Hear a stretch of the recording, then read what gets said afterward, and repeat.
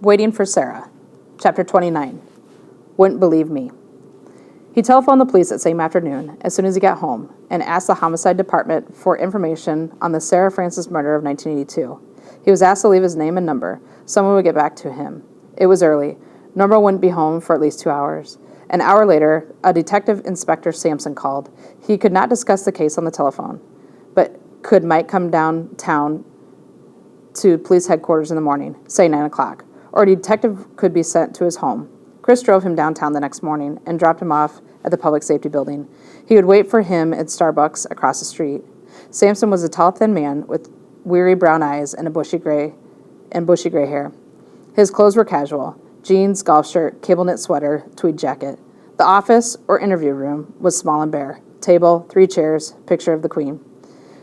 The detective had difficulty closing the door because of the space taken by Mike's wheelchair. He perched on the edge of the desk and ready to read aloud from a file, his voice a bass rumble. The body of Sarah Francis, white female, 13, was found in Charleston Park, Falls Creek, December 1982. He looked down at Mike. "Is this the Sarah Francis you were asking about?" Mike nodded. "Well," said Sampson, "what can you tell me about this case?" "I know you didn't catch her killer." "How do you know that?" "Because he's still out there." Sampson said nothing, waiting for him to go on. "I know who killed him." "Who?" "My history teacher, Mr. Dorfman." "You don't say." "I do say," said Mike calmly. Sampson slid off the desk, opened a drawer, and pulled out the tape recorder. "Any objection if we get this on tape?" Mike shrugged. Sampson spoke into the microphone, recording the date, time, and place, and Mike's name, age, and address. Then he sat behind the desk. "You're a senior at Charleston High. You say your history teacher, Mr. Dorfman, murdered Sarah Francis in 1982. Is that correct?" "Yes." "That would be about the same year you were born, right?" "Right." "What kind of marks do you get in history, Mike?" "What's that got to do with it?" "I've got to rule out—" "You think I'm a nut." "I didn't say that. But you've got to be sure and this information you're giving me is unbiased. My marks are not a problem." "Do you like Mr. Dorfman? Is he a good teacher?" "I don't think my opinion of a murderer has anything to do with it. He killed a 13-year-old kid, and you're asking me if I like him?" "How do you know Mr. Dorfman killed Sarah Francis?" "Look, Inspector, let me ask you a question. This isn't 1982. It's 2000. Do you have any of the killer's DNA, from hairs or other personal stuff like blood, saliva, skin maybe, taken from the crime scene?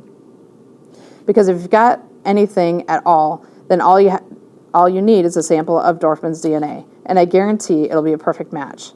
That wouldn't be enough to convict him. That would be enough to convict him, wouldn't it?" Sampson ran his hand through his bushy hair, his eyes not weary now, but unquestioning and alert. "Usually, yes. But to obtain a sample of your teacher's DNA, we need either his voluntary cooperation or a warrant. And to obtain either, we'd need some evidence that he might have committed the crime. The word of a high school kid just doesn't make it, I'm afraid. There's got to be a distinct possibility your Mr. Dorfman might have done it. You follow me? In other words, no hard evidence, no warrant. Sarah Francis was on her way home from debating practice. That much I do know. It was late. Dorfman was a debating coach. He might have given her a lift and tried to kiss or fondle her in his car.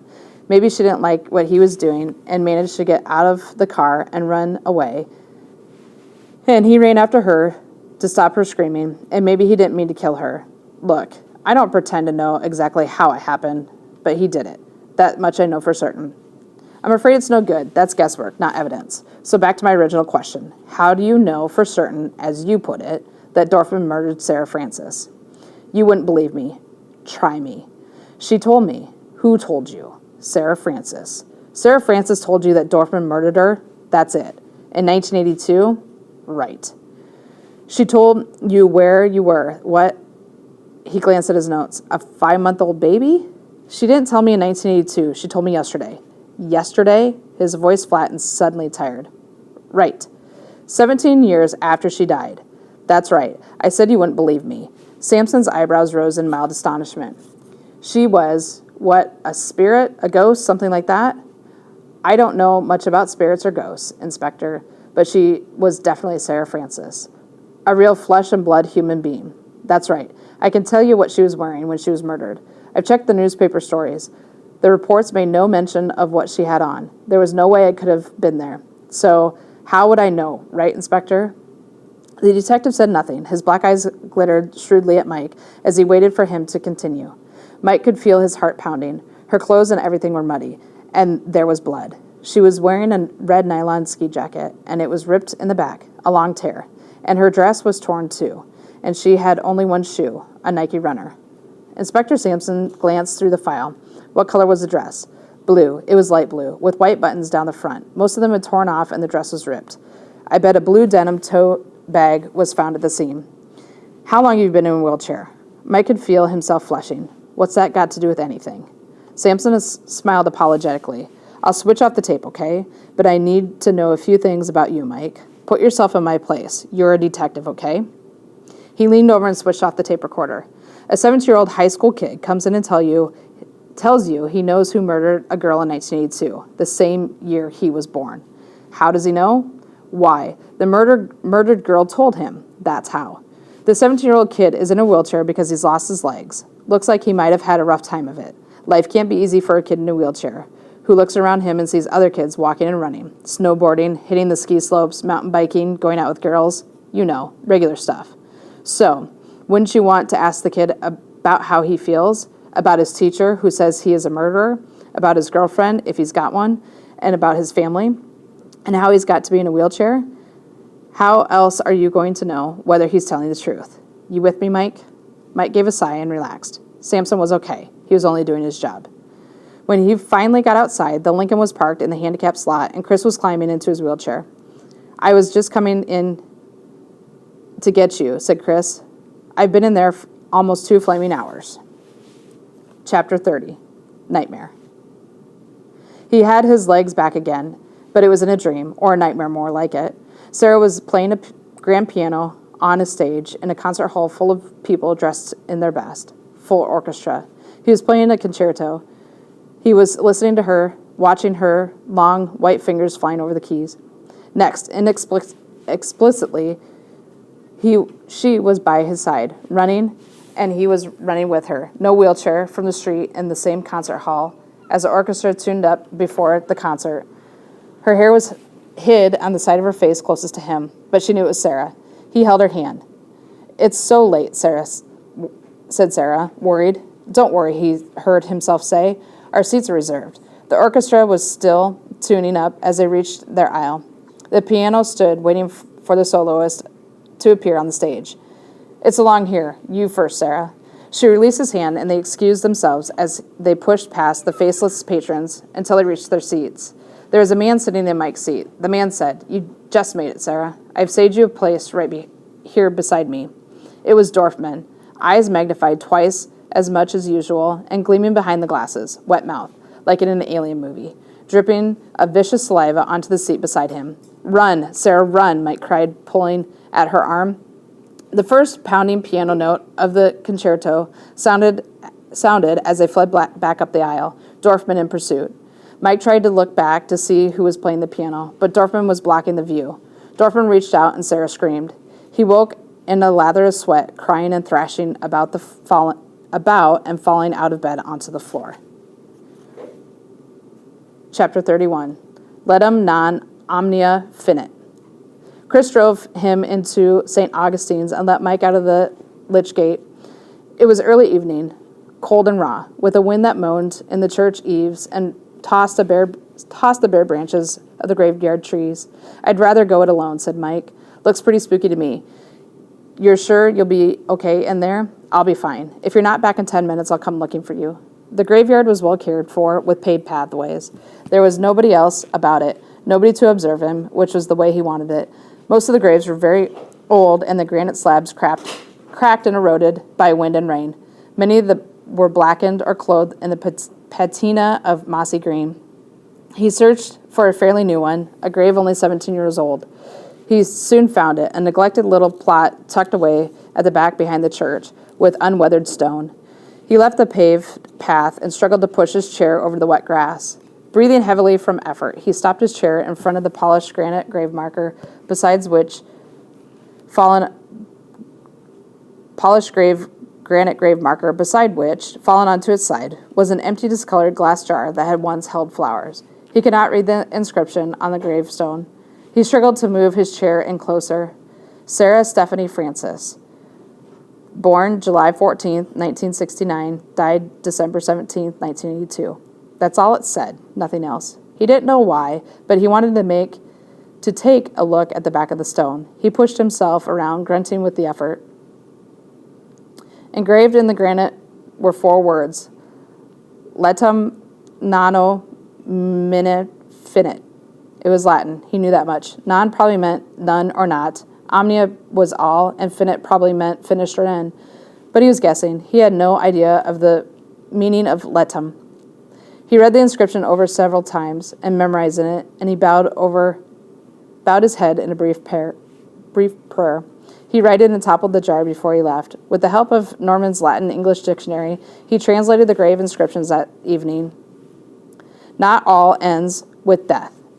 He started reading the book Norma had given him for Christmas. The title of the book was Fight for the Sky. It was the autobiography of the squadron leader, Douglas Bader, a World War II air ace who flew Spitfires and Hurricanes. Douglas Bader had no legs. Chapter 32, All That Lives Must Die. She came at the end of February. Robbie pushed Mike through the wind and rain into Granville Island Market after school, and Mike asked to be left there. He felt restless and didn't want to go home yet. He wanted to sit alone for a while out on the deck with the huddled pigeons, away from the shoppers and lights and the warmth. He felt the need for turbulence, the wind whipping his hair, the sight of churning seas. Robbie said, "You can't stay out here in this storm." "There's a sweater under my raincoat. I'll be okay." Robbie left him alone. He sat facing the far shore of the English Bay with the wind tearing at him, watching the boats in the marina roll and pitch. Rain lashed his face. He sat for a long time, ignoring the cold creeping into him. The wilder the weather became, the calmer he felt. And then he became aware of her presence. He could feel her near. An overhead light came on, a dull yellow smudge. She appeared out of the rain, smiling and happy. Michael. For a moment, he hardly recognized her. Then his heart lifted. Sarah. She laughed and threw his arms about him. Oh, Michael. The same laugh, the same voice, the same, yet not the same. She was taller, more lovely than ever in a raincoat, green or gray. It was impossible to tell under the yellow light. Its collar turned up against the wind and rain. She had no hat or gloves, but a scarf fluttered down her neck. You're so grown up, Sarah. Her hair blew about her face. She held out both of her hands, and he held them, and they stared at each other, smiling and happy, saying nothing, words unnecessary. Then she pushed his wheelchair through the market and onto the seawall, where the lights from the upscale waterfront condos shone out at them. I can push myself from here, he said. Walk beside me. I want to look at you. And she walked beside him, her hands softly intimate at the back of his neck. They moved in silence. He had to push harder on the right wheel because of the cambered pavement. He wanted to tell her about the sweat-soaked nightmares he'd been having about Dorfman pursuing her. He wanted to tell her about the police detective, how he kept dropping in to the co-op to ask more questions, how Norma was sitting to believe the accident and the loss of his family was making Mike see things that were not there, and about how, but he said nothing. Those were the wrong words. They would spoil everything. She was wearing stockings and leather shoes with flat heels. He had never noticed before. You're pigeon-toed. She laughed. Isn't it awful? My mother is pigeon-toed, too. I get it from her. He couldn't stop looking at her. She was so grown up. Let's stop so you can sit on that bench. It's sheltered from the wind here. No, Michael, you're cold. You should get home. I want to look at you on my level. You're so tall, and I'm getting a crick in my neck. I can't see your face. She sat on the edge of the bench. I don't need to see your face, Michael. I've memorized every line of it. Yours has changed, Sarah. Yours is changing. Yours is changed, too. Mine? How's that? You used to be such a grouch, hating everyone, frowning, barking at me for no reason, and at everyone else. But now your face is happy. Because of you. She pulled her raincoat around her. The yellow light from the living room of a nearby condo fell on her shoulders and hair, and they sat together in happy silence, isolated in a cocoon of wind and rain, cut off from the world. Sarah nodded towards the lighted window, whispering, It looks so warm and peaceful in there. Do you see the woman reading? Is it an easy chair? The furniture is red and brown and rich. There are paintings on the wall. He said, A man is bringing a tray. Tea or coffee? The husband. It's tea. I see the teapot. He's asking her something. Normal people living normal lives. Yes. He thought about his family and about the people who died every day in planes and floods and other disasters. Why do normal people living normal lives have to die so too soon, Sarah? Everything must die. You know that, Michael. Leaves, flowers, trees, people, all that lives must die. Some lives are long, others short. It's natural. Yeah, but why young people? Kids. Doesn't seem right. The only reply was the squeeze of her hand. They watched the storm in silence, holding hands. The wind blew Sarah's hair. The front of her coat fell open, and the knees revealing a plaid skirt. Mike said, Dorfman. Don't say anything, please. The police. I know, say no more. I can read it in your eyes. You're fighting for me. She removed the scarf from her neck. It was red, and he could see that now. You are my brave knight, Michael. She tied the bright scarf to his wheelchair. You must carry your lady's favor with you into battle. She stood. You're cold. Your hands are freezing, and I must go. Stay a while longer, Sarah. I must go. Wait another minute. Wait for me, Michael. She touched his face with her fingers, lingering, and then she hurried away, along the seawall, on into the rain, stopping once to look back and wave before she disappeared into the dark. He sat for a while, watching the place where she had disappeared. Then he ran his fingers through the scarf. Silk. He thought of Sarah's watercolor painting, wheelchair shape, dark head over the red heart, a boy with no legs. Now he had two things belonging to her. He wheeled himself home through Bucket Wheel Alley. Chapter 33. One last look. It was the second semester, and he had 4 new courses. He was finished with the archives room. His history of Carleton was done, and he was finished with his history from Dorfman. The project had earned him a good mark, but now it was all over, and he needed to never look at Dorfman's ugly face again. He made a final visit to the archives room to tidy up, to take one last look, to sit for a while, and to think of Sarah and their time there together. He looked around. There were still cobwebs and dirt on the window and in the space above the bookshelf and under the sink, but the yearbooks and the newspapers were now neatly organized and arranged on the shelf with labels to show the dates. Sarah's work mostly. He then noticed what looked like a painting on Sarah's side of the desk. He reached over and picked it up. It was a picture of a thin, smiling boy with cropped hair, wearing a white undershirt and dark shorts that covered his knees. It was Charlie Johnson, the high jumper from Falls Creek Flats. Sarah had painted him standing in front of a squatter's shack. Mike studied the painting, wondering how many other times Sarah had visited the room when he was not there. He inserted her painting carefully between the pages of his history of flight to take away with him. Then he took one last look around, locked the door, and hung the key in Miss Pringle's office. He wheeled by Dorfman's classroom each morning, impatient to see if the police had taken him away. But no, he was still there, setting up his overhead projector to torture a new set of students. Mike tried to think of a way to convince the police that Dorfman was a murderer, but he could only think of DNA, which was as good as a fingerprint. The technology hadn't been available back in 1982, but now it was. But Detective Sampson didn't want to be doing anything about it. Perhaps he had decided to drop the case because it was too unbelievable, too bizarre. But what if he were to get something of Dorfman's, a hair or two perhaps, and hand them over to Sampson? Dorfman usually hung his sports jacket on the back of his chair in the classroom. There were sure to be a few hairs on it. The man was bald on the top of his head, but there was enough hair left around his ears and in his comb-over. Balding men shed hairs easily, didn't they? So that's what he did. That same day, between classes, while Dorfman was taking care of his nicotine habit, he wheeled into the murderer's deserted classroom, picked off 3 hairs from his jacket, and placed them carefully into an envelope, which he sealed and anchored between the covers of his History of Flight book in his backpack sack. That evening he called Sampson and told him that he had some physical evidence for him, 3 hairs in an envelope. Sampson told him it wasn't legal and that he couldn't possibly use them. A detective arrived 20 minutes later to pick up the envelope.